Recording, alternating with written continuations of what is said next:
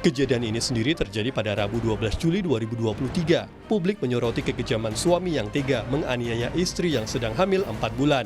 Tak hanya itu, proses hukum terhadap pelaku oleh polisi juga terus menjadi perhatian. Tim Liputan Kompas TV. Lantas seperti apa saudara perkembangan proses hukum kasus KDRT di Tangerang Selatan? Kita tanyakan pada jurnalis Kompas TV ada Dian Silitonga. Dian, selamat petang. Jadi bagaimana Dian penanganan polisi terhadap pelaku termasuk juga kondisi dari korban saat ini seperti apa? Ya, Nilu, sampai dengan saat ini sudah ditetapkan sebagai tersangka pelaku kekerasan dalam rumah tangga, tetapi memang polisi belum menahan pelaku. Nah, polisi menyampaikan bahwa masih menunggu kelengkapan alat bukti berupa hasil visum dari korban, hasil visum yang dikeluarkan oleh rumah sakit tentunya. Nah, sebelumnya polisi juga menyampaikan bahwa meski tidak ditahan, pelaku ini dibebankan untuk wajib lapor setiap saat ke Polres Metro Tangerang Selatan. Meskipun informasi yang kami terima sampai dengan saat ini pun pelaku belum memenuhi kewajibannya tersebut.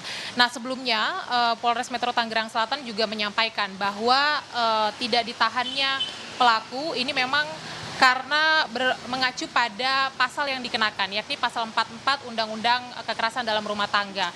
Jadi yang dipakai adalah ayat 4 yang bunyinya ini dikategorikan sebagai tindak pidana ringan karena dampak dari kekerasan yang dilakukan ini kemudian tidak menimbulkan penyakit, kemudian tidak mengganggu pekerjaan dan kegiatan sehari-hari, yang masa hukuman atau ancaman hukuman pidananya juga di bawah 5 tahun, hanya 4 bulan pidana penjara saja, sehingga memang urgensi untuk ditahan ini tidak dilakukan. Nah, kalau kita bicara soal penahanan pelaku, Nilu, ini biasanya memang mengacu pada dua hal, yakni yang pertama adalah masa ancaman hukuman pidana, berapa lamanya, dan kemudian juga tergantung pada subjektivitas penyidik.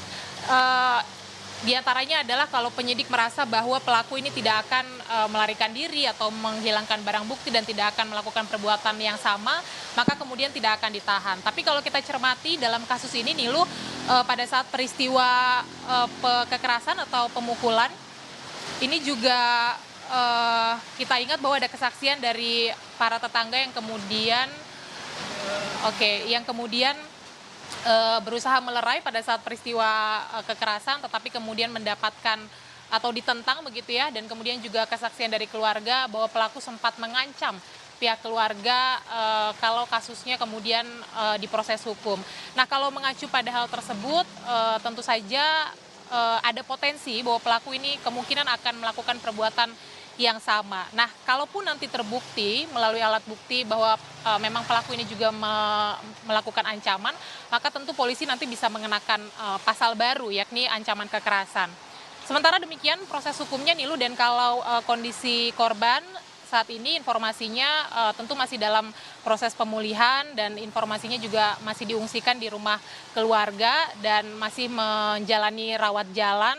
Dan tentu ini juga yang perlu diperhatikan, apakah korban kemudian mengalami traumatis dan perlu juga didalami oleh penyidik apakah memang kekerasan yang dialami ini baru pertama kali terjadi, apa sudah sering terjadi, itu yang perlu didalami. Dan kami juga mendapat informasi bahwa sudah ada upaya perlindungan dari Lembaga Perlindungan Anak dan juga Perempuan di Kota Tangerang Selatan, tapi memang belum berhasil terakomodir begitu.